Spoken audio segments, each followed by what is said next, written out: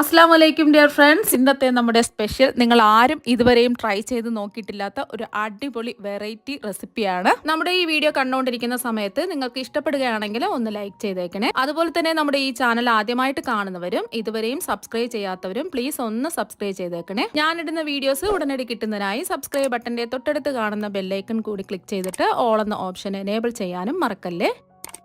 അപ്പോൾ ആദ്യത്തിന് ഇതിനായിട്ട് 1 table spoon വെളിച്ചെണ്ണ ചൂടായി കിടക്കുന്ന കടായിലേക്ക് ഒഴിച്ചു കൊടുക്കാം. അപ്പോൾ വെളിച്ചെണ്ണയ്ക്ക് പകരം ഏതെണ്ണ വേണമെങ്കിലും എടുക്കാം, ബട്ടർ എടുക്കാം, ഒലിവ് ഓയിൽ എടുക്കാം, ഏതെണ്ണ വേണമെങ്കിലും എടുക്കാം. ഇത് ഹെൽത്തി ആയിട്ടാണ് ഉണ്ടാക്കുന്നത്. അപ്പോൾ എണ്ണ ഒന്ന് ചൂടായതിനു ശേഷം ഇതിലേക്ക് 3 അത്യാവശ്യം വലുപ്പമുള്ള സവാള, ഒരുപാടങ്ങ് ചെറുതായിട്ടും കട്ട് ചെയ്യേണ്ട, ഒരുപാട് വലുതായിട്ടും കട്ട് ചെയ്യേണ്ട, ഈ ഒരു രീതിയിൽ കട്ട് ചെയ്തെടുക്കാം.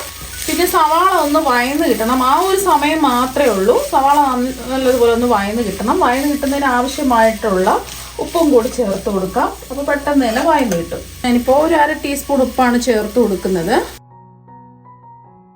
മീഡിയം ഫ്ലെയിം വെച്ചിട്ട് സവാള ഒന്ന് വഴറ്റിയെടുക്കാം. അപ്പോൾ സവാളയൊക്കെ നന്നായിട്ട് വയന്ന് വന്നിട്ടുണ്ട്. ഒരുപാടങ്ങ് വയന്ന് ഗോൾഡൻ നിറം ഒന്നും ആവേണ്ട ആവശ്യമില്ല, നന്നായിട്ടൊന്ന് വയന്ന് കിട്ടണം. ഈ ഒരു സമയം പെട്ടെന്ന് തന്നെ വഴന്നിട്ട് നമ്മൾ ഉപ്പൊക്കെ ചേർത്തുന്നുണ്ട്. ഇനി ഇതിലേക്ക് 1 ഇഞ്ച് വലുപ്പത്തിലുള്ള ഇഞ്ചി ചതച്ചാണ് ചേർത്ത് കൊടുക്കുന്നത്. നിങ്ങൾക്ക് പൊടി പൊടിയായിട്ട് വേണമെന്നുണ്ടെങ്കിൽ അങ്ങനെ ചേർത്ത് കൊടുക്കാം, അല്ലാന്നുണ്ടെങ്കിൽ ഇഞ്ചി വെളുത്തുള്ളി പേസ്റ്റ് വേണമെന്നുണ്ടെങ്കിലും ചേർത്ത് കൊടുക്കാം. ഒരു 6 അല്ലി വെളുത്തുള്ളി അല്ലികൾ ചതച്ചതും കൂടി ചേർക്കാം. ഇത് അത്യാവശ്യം വലിപ്പമുള്ള വെളുത്തുള്ളിയാണ് എടുത്തിട്ടുള്ളത്. ചെറിയ വെളുത്തുള്ളി അല്ലികളാണെന്നുണ്ടെങ്കിൽ 7 എണ്ണമൊക്കെ എടുക്കാം. അതിൻ്റെ കൂടെ തന്നെ ഒരു 2 പച്ചമുളക് ചെറുതായിട്ട് അരിഞ്ഞതും കൂടി ചേർത്ത് കൊടുക്കാം. പച്ചമുളകിന് നല്ല എരിവാണെന്നുണ്ടെങ്കിൽ 1 എണ്ണമൊക്കെ ചേർത്താൽ മതിയാവും. അപ്പോൾ ഞാൻ എരിവില്ലാത്ത പച്ചമുളക് ആയതുകൊണ്ട് 2 എണ്ണം എടുത്തിട്ടുള്ളൂ. ഒരു 10-15 സെക്കൻഡ് ഒന്ന് ഇളക്കി കൊടുക്കാം. ഇനി ഫ്ലെയിം ഒന്ന് കുറച്ച് വെക്കുക. ഇതിലേക്ക് നമ്മൾ ചേർത്ത് കൊടുക്കുന്നത് മുളക് പൊടിയാണ്. ഞാനിപ്പോൾ 1 ടീസ്പൂൺ മുളക് പൊടിയാണ് ചേർത്ത് കൊടുക്കുന്നത്. കശ്മീരി മുളക് പൊടിയാണ്. സാധാരണ എരിവുള്ള മുളക് പൊടിയാണെന്നുണ്ടെങ്കിൽ 1/2 ടീസ്പൂൺ ചേർത്ത് കൊടുക്കാം. ഇതിൻ്റെ കൂടെ തന്നെ ഞാൻ 1 ടീസ്പൂൺ ചിക്കൻ മസാലപ്പൊടിയും കൂടി ചേർത്ത് കൊടുക്കുന്നുണ്ട്. പിന്നെ ഇതിലേക്ക് 1/2 ടീസ്പൂൺ മല്ലിപ്പൊടിയാണ് ചേർക്കുന്നത്. പിന്നെ ഒരു 1/4 ടീസ്പൂൺ മഞ്ഞൾപ്പൊടിയാണ് ചേർത്ത് കൊടുക്കുന്നത്. പിന്നെ നിങ്ങൾക്ക് കുരുമുളക് പൊടിയൊക്കെ ചേർക്കാം, പച്ചമുളകിന് പകരമായിട്ട് കുരുമുളക് പൊടി ചേർക്കാം. പിന്നെ ഇതിലേക്ക് 1/2 ടീസ്പൂൺ വലിയ ജീരകം പൊടിച്ചതാണ് ചേർത്ത് കൊടുക്കുന്നത്. ചിക്കൻ മസാല പൊടി ചേർത്തതുകൊണ്ട് ഗരം മസാല പൊടി ചേർക്കുന്നില്ല.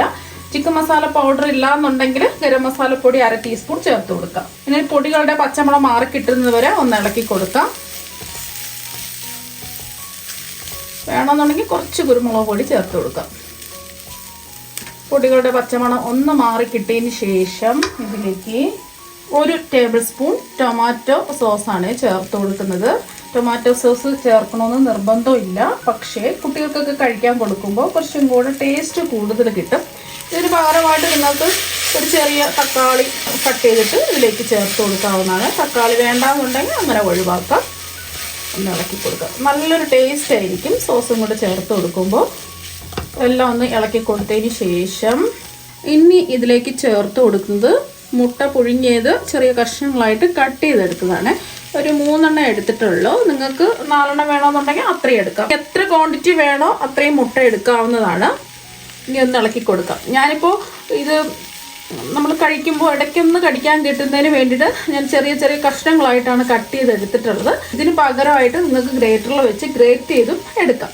അതൊക്കെ നിങ്ങളുടെ ഇഷ്ടത്തിനനുസരിച്ച് ചെയ്യുക, ഉടഞ്ഞു പോകരുതേ മുട്ട. ഇനി ഇതിലേക്ക് കുറച്ച് മല്ലിയിലയും കൂടെ ചേർത്ത് കൊടുക്കാം. കുറച്ച് മല്ലിയില ചെറുതായിട്ട് കട്ട് ചെയ്ത് ലാസ്റ്റിൽ ചേർത്ത് കൊടുക്കുക. എന്നിട്ട് ഉപ്പൊക്കെ ഉണ്ടോ എന്ന് ചെക്ക് ചെയ്ത് നോക്കുക. ആവശ്യമെങ്കിൽ ഉപ്പ് ചേർത്ത് കൊടുക്കുക. നന്നായിട്ടൊന്ന് മിക്സ് ചെയ്യാം. മുട്ടയുടെ കഷ്ണങ്ങൾ ഒരുപാടങ്ങ് വലുതായി പോകരുത്, തീരെ അങ്ങ് ചെറുതായി പോകാനും പാടില്ല. വലിയ കഷ്ണങ്ങളാണെന്നുണ്ടെങ്കിൽ ചെറുതായിട്ട് മുറിച്ചിട്ട് കൊടുക്കുക. അപ്പോൾ ഉപ്പ് കുറവായതുകൊണ്ട് ഒരു 2 നുള്ള് ഉപ്പും കൂടി ചേർത്ത് കൊടുക്കുകയാണ്.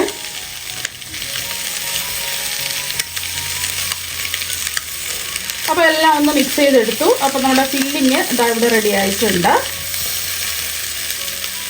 ഇനി ഇവിടെ ഇരിക്കട്ടെ, ഇതിൻ്റെ ചൂടൊന്ന് മാറണം. പിന്നെ ഒരു ബൗളിലേക്ക് 3 മുട്ട പൊട്ടിച്ചൊഴിച്ചത് ഇതായി എടുത്തിട്ടുണ്ട്. ഇതിലേക്ക് ഒരു 1/2 കപ്പ് തിളപ്പിച്ചാറിയ പാൽ ഒഴിച്ചു കൊടുക്കാം. ഒന്ന് മിക്സ് ചെയ്യാം.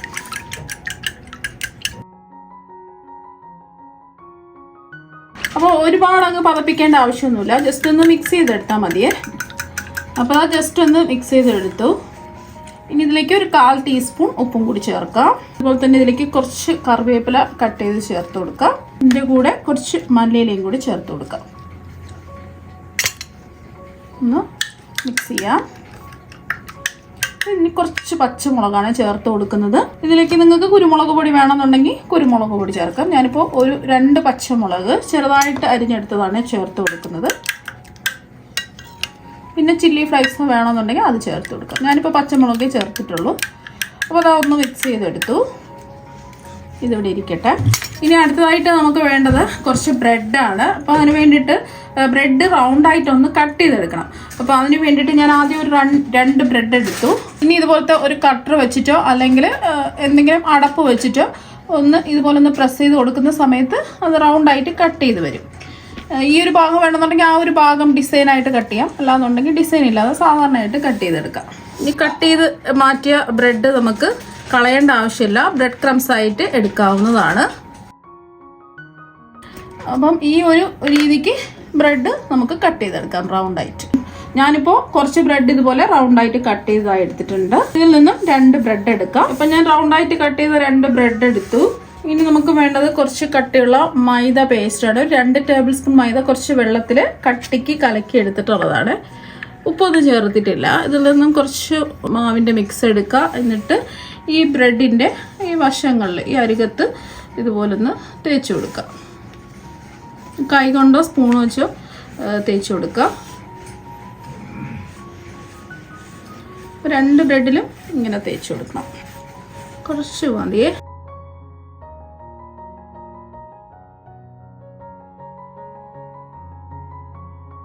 നല്ലോണം ഒട്ടിയിരിക്കുന്നതിന് വേണ്ടിയിട്ടാണ് ഇങ്ങനെ മൈദ ഒന്ന് തേച്ച് കൊടുക്കുന്നത്.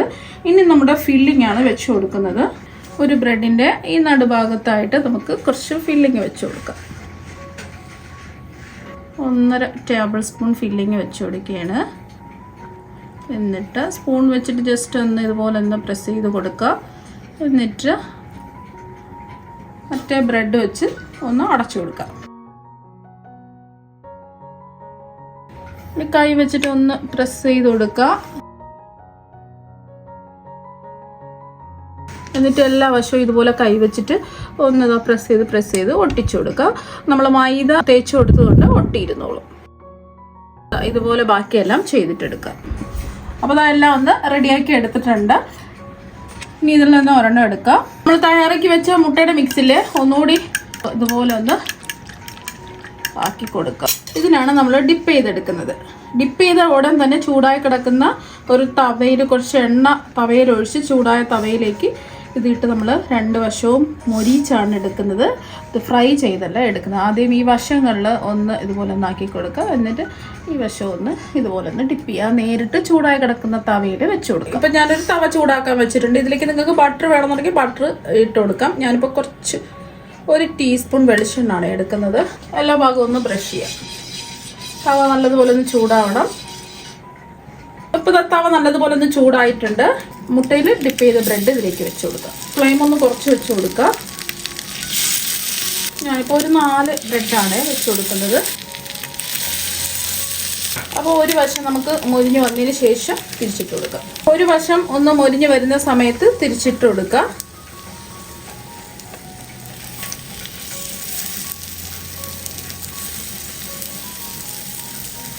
ഈ വശങ്ങളും ഒന്ന് മൊരിച്ചെടുക്കണം. ഇത് ആദ്യം മറുവശം ഒന്ന് മൊരിഞ്ഞ് വരട്ടെ. ചെറുതായിട്ടൊന്ന് പ്രസ് ചെയ്യാം. ഈ വശം ഒന്ന് മൊരിച്ചെടുക്കാനുണ്ട്. ഈ വശവും ഒന്ന് മൊരിഞ്ഞ് വന്നിട്ടുണ്ട്. ഈ വശങ്ങളും ഒന്ന് മൊരിച്ചെടുക്കാം. ഇതുപോലെ ഒന്ന് കുറച്ച് സമയം വെച്ച് കൊടുക്കുക. അങ്ങോട്ടും ഇങ്ങോട്ടൊന്ന് ആക്കി കൊടുക്കുക. അപ്പോൾ ഇതുപോലെ 2 വശവും ഇതാ മൊരിച്ചെടുത്തിട്ടുണ്ട്. മുഖമാക്കിയിരിക്കുന്നതും ഇതുപോലെ തന്നെ ചെയ്തിട്ടെടുക്കാം. അടിപൊളി ടേസ്റ്റാണ്. കഴിക്കാൻ വേണ്ടിയിട്ട് നമുക്ക് ഒരുപാട് എണ്ണയുടെ ഒന്നും ആവശ്യമില്ല. എണ്ണയിലിട്ടല്ലോ ഫ്രൈ ചെയ്തെടുത്തിരിക്കുന്നത്. നല്ല ടേസ്റ്റുമാണ് കഴിക്കാൻ വേണ്ടിയിട്ട്. ഇനി ഇത് മുറിച്ചും കൂടി കാണിച്ചു തരാം. നല്ല പഞ്ഞി പോലെ സോഫ്റ്റ് ആയിട്ടാണ് ഇരിക്കുന്നത്.